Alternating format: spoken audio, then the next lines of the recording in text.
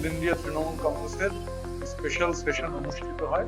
আমরাই তো তৃণমূল কংগ্রেস, আমরা আবার প্রতীক বা নাম ক্লেম করতে যাবো কেন? আমি নির্বাচন কমিশনকে যেটা জমা দেবো পাবলিকলি সেটা বলবো না, that is a breach of privilege. Election commission must be apprised and we had precisely done that. Account freeze তো আর আমরা করিনি। যে তালিকা জমা দেওয়া হয়েছে সেই তালিকা থেকে দেখা যাবে দুজন হচ্ছে কালকে বলছেন তারা সেই পদত্যাগ। আমি তো মাইন্ড রিডার নই, আর আমি তো ওখানে উপস্থিত নেই।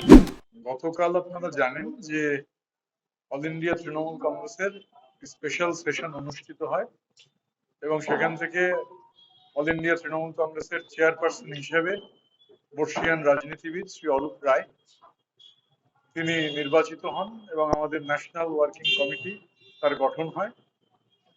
আমরা যা আইনানুগ যে প্রক্রিয়া আছে সেই প্রক্রিয়া মেনে, গঠনতন্ত্র মেনে আমরা গতকাল এই কাজ সম্পন্ন করি। আজকে দিল্লিতে নির্বাচন সদনে আমাদের এটা জমা হয়ে গিয়েছে। এখন আমরা সিইওর কাছে একটা কপি এখানে জমা দিলাম। না, আমরাই তো তৃণমূল কংগ্রেস, আমরা আবার প্রতীক বা নাম ক্লেম করতে যাব কেন? আমাদের মানে 2/3 বেশি বিধায়ক, আমাদের জেলার যে অর্গানাইজেশন স্ট্রাকচার, নির্বাচিত প্রতিনিধিরা, জনপ্রতিনিধিরা কর্পোরেটর হতে পারেন, মিউনিসিপ্যালিটির কাউন্সিলর হতে পারেন, জেলা পরিষদ হতে পারেন,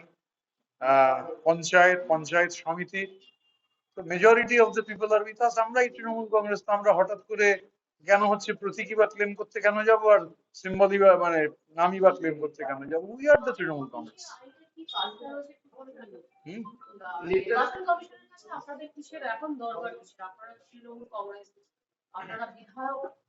হ্যাঁ, আমরা যেহেতু নিয়ম হচ্ছে, দেখুন মানে তো মগের মুলুক নয়, নিয়ম আছে, কানুন আছে। যে কোনো এনডব্লিউসি যখন গঠিত হয় তখন হচ্ছে সেটা নির্দিষ্ট করে নির্বাচন কমিশনকে কমিউনিকেট করার কথা। স্বাভাবিকভাবে আমরা কমিউনিকেট করেছি। আমরা যা যা নিয়ম মেনে, দ্যাট ইজ, আমি নির্বাচন কমিশনকে যেটা জমা দেবো পাবলিকলি সেটা বলবো না, that is a breach of privilege.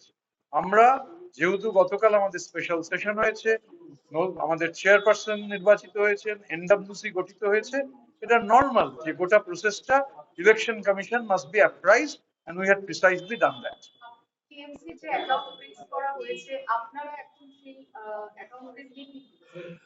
এটা মানে অ্যাকাউন্ট ফ্রিজ তো আর আমরা করিনি। অ্যাকাউন্ট ফ্রিজ যারা করেছেন বা অ্যাকাউন্ট, এটা মানে পুলিশের মানে তদন্তকারী সংস্থা, তাদের ব্যাপার, সেটা নিয়ে আমরা কি করে কি বলবো। গতকাল যখন আপনাদের জাতীয় কর্মসমিতির বৈঠক এবং তার সিদ্ধান্ত গৃহীত হয়ে আপনারা যখন সাংবাদিক সম্মেলন করছেন, তার কিছু পরে কালীঘাট তৃণমূল কংগ্রেসের তরফ থেকেও তাদের তরফ থেকে জাতীয় কর্মসমিতি তৈরি করে জমা দেওয়া হয়েছে। এই বিষয়ে আপনাদের না, আমি কেন এই নিয়ে কোনো প্রতিক্রিয়া দিতে যাব?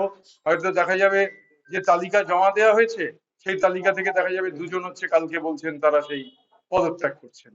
এই নিয়ে বলতে গিয়ে সময় নষ্ট করার কোনো মানে নেই।